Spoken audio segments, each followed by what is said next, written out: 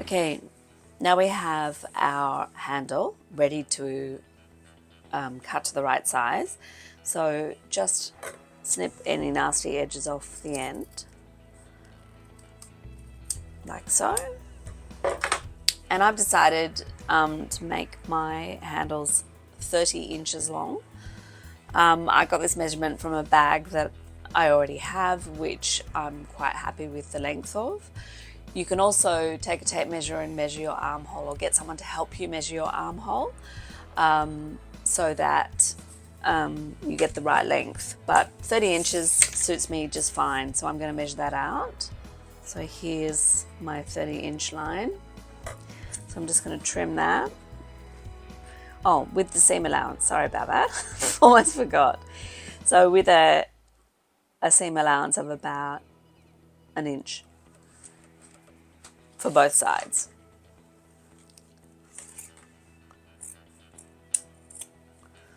So that's done.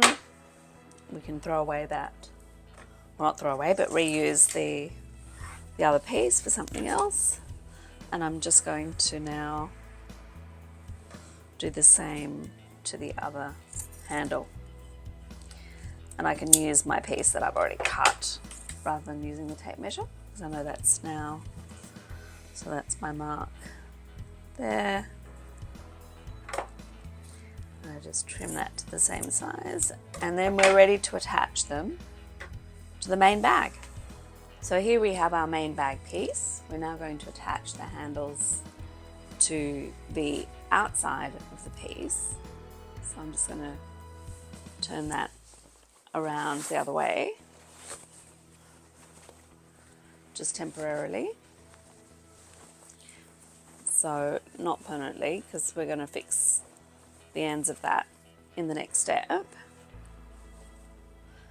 So you can see here we've got 4 pieces running across the top. I would advise putting the handles in the middle, so that the middle matches up. So if you divide that in half, you put that immediately on the middle of the 2 squares, so that you've got, it works out at about an inch each side, or 2.5 centimeters each side.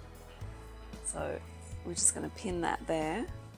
So we're pinning the bag handles to the outside, just like so. And then make sure it's just does one loop like that, so it's all facing the same way. And now we're going to pin it to this piece here, with the center line of the seam lining up with the center line of the handle. That gives it a nice feel. I mean, I'm pretty good at eyeballing things, but if you feel that you need to measure it out, then do so. And then we turn over and do the other side. Now we're ready to sew the handles onto the main bag. So we're just going to sew the handle onto the bag with about a 1/4 inch seam allowance, or 5 millimeters. Carefully taking the pins out as you go. Okay, so now we're ready to move on and sew the rest of the bag together with the lining. So now we're just going to take our main patch piece with the handles attached, and we're just going to clip out a small section of the bag down the bottom. So make that 2 inches. So I've got my square here, and I'm just drawing a line from the seam edge like that. So 2 inches here and 2 inches there. And we're going to clip that out, ready to sew the bag at the bottom to give it a nice finish on the bottom. So just there on that side, and on the other side do the same thing. And we're just going to cut those out.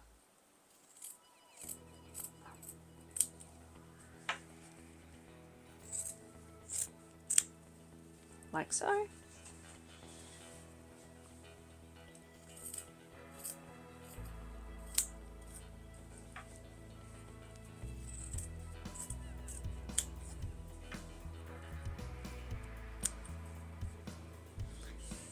And then still on the outside of the bag, we're going to put the two seams together like so and stitch along that line. I'm just going to put some pins in there to keep it nice and even.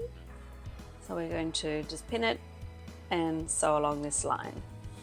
And then the same on the other side, match the seams.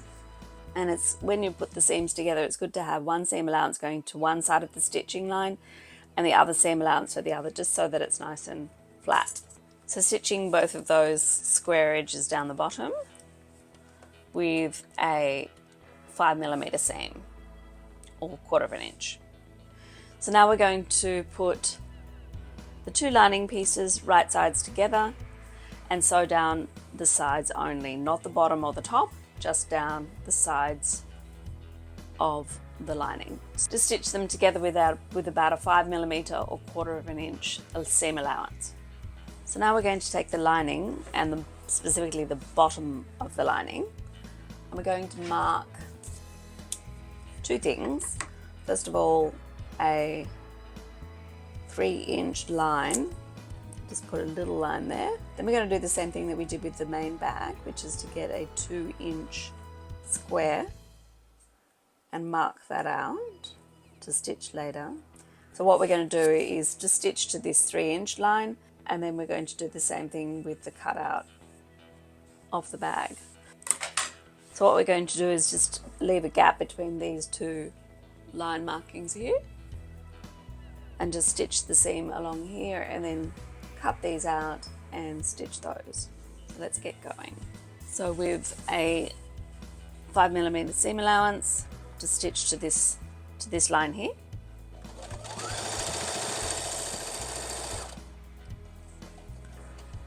Being careful to do a back tag so that your stitches don't fall apart when you turn the bag inside out. And then we do the same on the other side.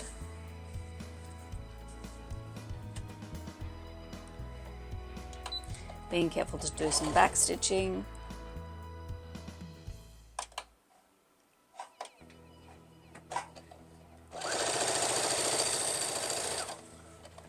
Okay. Now we just cut to there and do exactly the same as we did with the main part of the bag. So now we're just going to stitch along here and on the other side. Okay, so now we have the inside lining with the corners done and a nice big hole for turning out.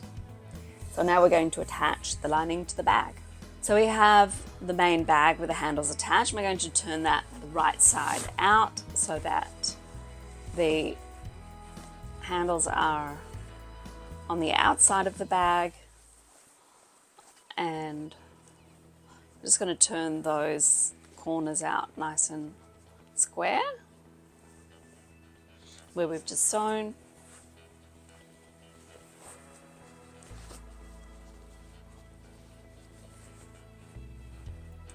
And we might give that a bit of a press. So we've just given that a quick press. Make sure that you have your handles hanging down to the outside. And then we're going to put the right sides together, so the face of the bag with the face of the lining together. And we're going to slip the lining with the bottoms at the same end. We're going to slip the lining over the top of the bag with the right sides together. So this is the right side of the fabric. On the inside of the lining, this is the right side. We're going to put that face down onto the right side of the bag. And I'm just going to trim those threads that I didn't trim before. So we've got the lining slipped over the outside of the bag. And it's very important to put your handles in between, so sandwiched in between the two layers. And it's important to get them as far away from the seam that you're about to sew as possible so that you don't get them caught up in the seam. So we're just going to match the seams of the fabric and pin that there. And then we're going to pin all the way around the top of the bag, making sure to secure those handles and put together all those thicknesses. You could use clips here if you wanted to, but I'm just preferring pins at the moment. And it's you might notice that some people, when they pin something together, they'll pin in this direction, in the same direction as you make the seams. I prefer to do it the other way around, because then you've got the head where you're on the right. That way you can pull it out much more easily from the fabric when you need to, when your needle is approaching the pin. So just getting that nice and straight, just pinning all those edges. Not too many pins, just enough to keep it together and to line it up nicely so that you don't get bunching at one end. And then turn over to the other side. This is turning out really nicely because we measured our lining pieces off the actual bag itself, so the accuracy will be super duper.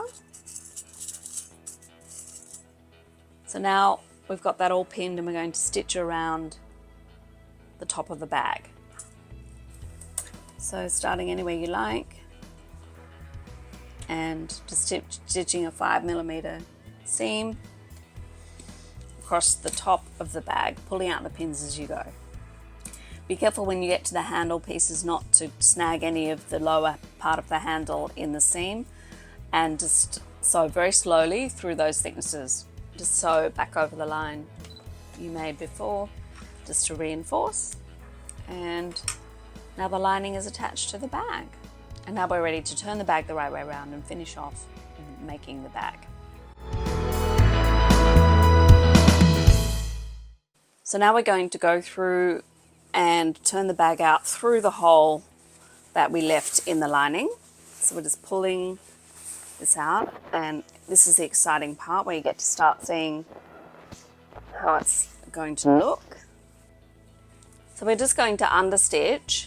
You can feel the seam allowance underneath your fingers when you stick your hand through the bag. We're just going to pull the lining towards us on the right and stitch a narrow seam 2mm from the edge to secure that seam allowance which you're pushing towards the lining. So we're going to secure the seam allowance along the edge of the bag. This ensures when you turn the bag out, it sits nice and neatly against the lining. So we slide the bag onto the sewing machine arm through the hole and hold those gathers up here like this. And we make sure with our fingers here that we can feel the seam and make sure the seam is being pushed towards the lining. And then we just stitch a very narrow seam about 2mm from the edge of the main fabric. So I would recommend, if you're doing this for the first time, to do it quite slowly because it can be quite tricky. So you keep your hand under here to push, make sure that that seam allowance is definitely on the side of the lining. So just going at a very slow pace and just easing that thickness of the fabric through as you go. So when you go over the handles, your machine will make a slightly different noise. It's nothing to worry about, it's just the machine giving some extra effort to get through all those layers of fabric. And now we've come to where we started from, and you just run the stitch over the top of the other stitching to make it a little bit more reinforced. So pull your bag out from over the arm of the sewing machine and then cut. Your thread will still be attached there, so just cut your thread there. And now we're ready to sew up the lining. So we have your bag which you've just understitched all the way along the seam. So now we go and push that back in to give it a bit of a press before we do the final sewing. So what I want you to do is to just press this edge all the way around the top, just to ensure that those stitches look nice and neat. I'm just going to go to the iron now. Last thing is to stitch up the hole in the lining. So we just pull the lining back out to the front and we finger press the seam. So basically we have the seam here and we want to get it 1/4 of an inch seam like so, and just finger press along to mark out that line. That's a technique that I like to use. It's not particularly precise, but it does help you when you're lining up your fabric. You can also pin this if you'd prefer. So we're just doing a little finger hem, just running that along with your nail so that it gives it a bit of a definition to the seam that you're about to make. Just 5 millimeters from the edge, do that, run your nail across. So this is on the bottom of the lining. We can take that and just pin it in place before we stitch. Pinning is a bit of a pain in the neck, but it ensures that your work turns out perfectly every time. So we just need to sew all along the opening of the lining. And this is our last step. This is so exciting. So we're just going to sew a narrow seam of about 2 or 3 millimeters, just to stitch up that hole in the bottom of the lining. And we are absolutely finished. Just trim those threads off the bottom of the bag, and you might want to go through the whole bag and just trim off any threads that are hanging out that might have gotten left behind, like this one for example. Let's just trim that and trim any threads that you can see. And now we're ready for the bag reveal.